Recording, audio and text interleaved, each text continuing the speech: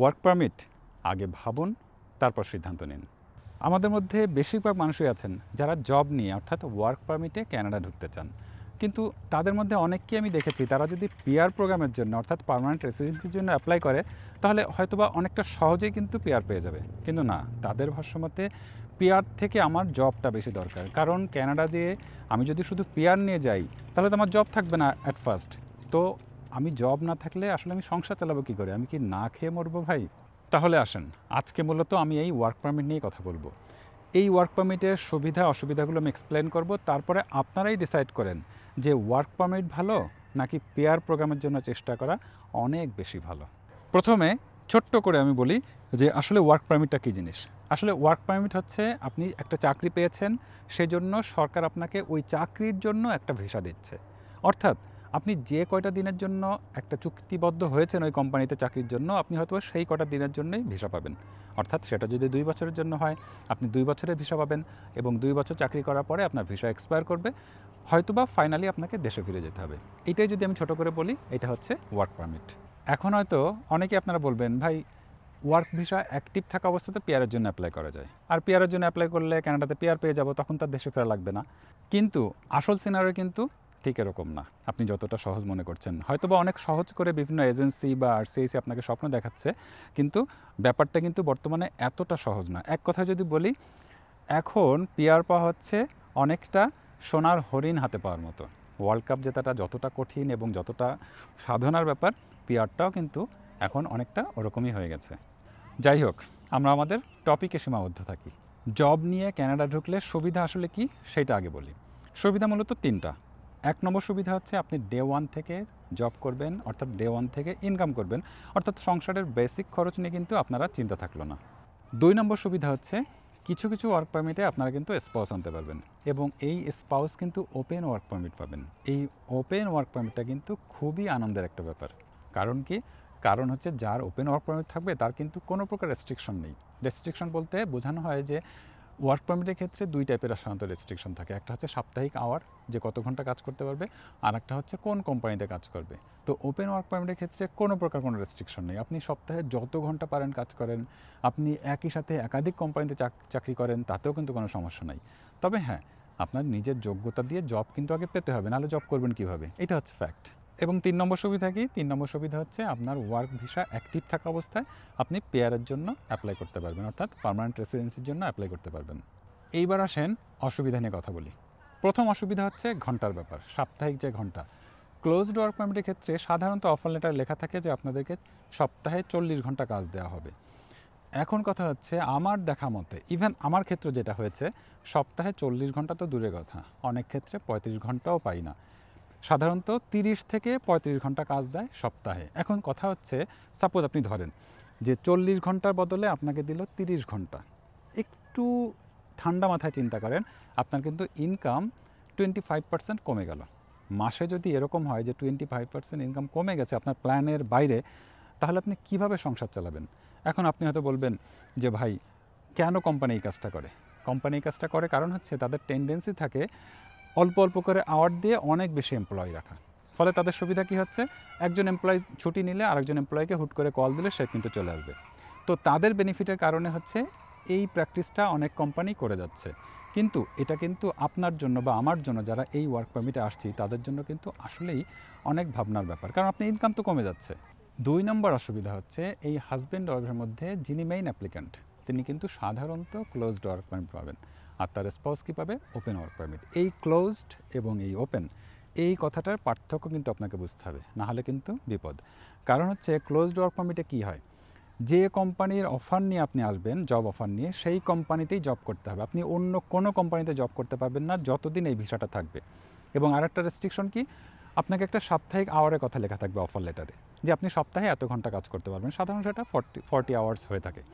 তাহলে সমস্যাটা কি হচ্ছে, যে আপনি চাইলেই অন্য কোম্পানিতে যেতে পারছেন না। মানে এই কোম্পানিতে যে আওয়ারটুকু দিচ্ছে, তারপরে যদি আপনার সময় থাকে বা আপনার শরীরে কুলায়, আপনি কিন্তু অন্য কোম্পানিতে জব করতে যেতে পারবেন না। কিন্তু অন্য কোম্পানি বা এক্সট্রা আওয়ার কেন দরকার হয়? কারণ হচ্ছে, আপনারা জানেন কানাডা কিন্তু খুব এক্সপেন্সিভ একটা দেশ, আর প্রথম দিকে সেটেল হওয়ার জন্য আপনাকে অনেক টাকা এক্সপেন্স করতে হবে। এটা আমি আগে অনেক ভিডিওতে দেখেছি যে কী টাইপের এক্সপেন্স থাকতে পারে। তো এই এক্সপেন্স ম্যানেজ করতে গেলে তো আপনাকে এক্সট্রা আওয়ার, এক্সট্রা ইনকামের দরকার হচ্ছে। কিন্তু এই ক্লোজড ওয়ার্ক পারমিটের ক্ষেত্রে আপনি কিন্তু আটকে গেছেন, আপনি কিন্তু এক্সট্রা ইনকাম চাইলেই করতে পারবেন না। 3 নম্বর অসুবিধা হচ্ছে, আপনি তো এই চাকরিটার জন্যই আসলে ভিসাটা পেয়েছেন, অর্থাৎ এই চাকরিটা হারালে কিন্তু আপনার ভিসাটাও বলতে পারেন এক প্রকার হারাতে হবে। তো এই ভয়টা কিন্তু আপনার মনের মধ্যে সবসময় থাকবে। ফলে কি হচ্ছে, আপনি কিন্তু অনেকটাই এই কোম্পানির কাছে ধরা খেয়ে বসে আছেন। অর্থাৎ কোম্পানি আপনাকে যাই বলুক না কেন, যাই করাক না কেন, দেখা যাচ্ছে আপনি ওই ভিসার ভয়ে আপনি টু শব্দও কিন্তু করতে পারবেন না। সাধারণত করা হয় না শব্দটা, এটা কিন্তু বুঝে নিতে হবে আর কি। কোন লেভেলের ধরা, একটা ছোট্ট একটা এক্সাম্পল বলি। আমার দেখা একটা কোম্পানিতে আমি দেখেছি যে তাদের সাধারণত 3টা শিফট হয় দিনে, ওপেনিং, মিড শিফট আর ক্লোজিং। তো তাদের ক্ষেত্রে দেখা যায় রাত 2টা পর্যন্ত, মানে লাস্ট শিফটটা রাত 2টা পর্যন্ত, তাদের অফিস রাত 2টা পর্যন্ত খোলা থাকে এবং পরের দিন আবার ওপেন হয় সকাল 10টায়। তো এরকম ক্ষেত্রে আমি যেটা দেখেছি যে মানুষটা রাত 2টা পর্যন্ত শিফট করে যাচ্ছে, অর্থাৎ অফিস করে যাচ্ছে, পরের দিন দেখা যাচ্ছে আবার সকাল 10টার শিফট তাকে দেওয়া হচ্ছে অনেক ক্ষেত্রেই। ফলে কী হচ্ছে, আপনি একটু চিন্তা করেন, রাত 2টা পর্যন্ত অফিস করে বাসায় যেতে যেতে হয়তো বা মানে খুব তাড়াতাড়ি গেলেও আপনি 2:30 বা 3টার মধ্যে পৌঁছাবেন, আর গাড়ি না থাকলে তো কথাই নেই, আরও বেশি সময় লাগতে পারে। তো 3টা বা 4টার দিকে বাসায় পৌঁছে ঘুমানোর পরে আবার যদি সকালের, অর্থাৎ সকাল 10টার শিফট আপনাকে ধরতে হয়, তাহলে কখন বাসার থেকে বের হতে হবে আপনি একটু চিন্তা করেন। তো এরকম শিফট পেয়ে আপনার কি বাসায় রেস্ট হবে? হবে না কিন্তু তারপরেও দেখেছি যারা ওই কোম্পানিতে এই টাইপের শিফট পাচ্ছে তারা কিন্তু টু শব্দ করছে না, অথচ কোম্পানির বাইরে এসে তারা কিন্তু আবার সমালোচনা করছে যে ভাই এই টাইপের শিফটে কি অফিস করা সম্ভব, বলেন কি অবস্থা একটা। তো এই টাইপের ধরা খাওয়া কিন্তু একটা কমন ব্যাপার, এগুলো আপনাকে বিবেচনা রাখতে হবে। এইবার হলো 4 নম্বর সমস্যা, মন দিয়ে শোনেন, এটা কিন্তু সব থেকে বড় সমস্যা। যে পার্মানেন্ট রেসিডেন্সির জন্য আমরা ক্যানাডাতে আসি, অর্থাৎ যত কষ্টই হোক না কেন আমরা চেষ্টা করি পিআর পাওয়ার, কিন্তু সেই পিআরটাই এখন হয়ে গেছে সোনার হরিণ। কেন? একটু খেয়াল করে শোনেন। সেটা হচ্ছে ওয়ার্ক পারমিট সাধারণত 2 বছরের জন্য দিয়ে থাকে, সাধারণত 3 বছরেরও দেয়, আবার অনেক ক্ষেত্রে 1 বছরেরও দেয়। এখন কথা হচ্ছে একটা সার্টেন পিরিয়ড পরে আপনি পিআর অ্যাপ্লিকেশনের জন্য এলিজিবল হবেন, আপনি পিআরের জন্য অ্যাপ্লাই করবেন।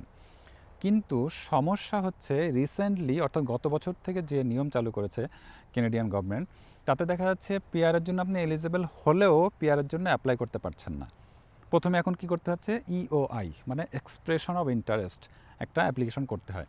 তো ওই অ্যাপ্লিকেশনের ডাক আসলে দেন আপনি পিআরের জন্য অ্যাপ্লাই করবেন। কিন্তু ওই ডাকটাই কিন্তু এখন আর সহজে আসে না।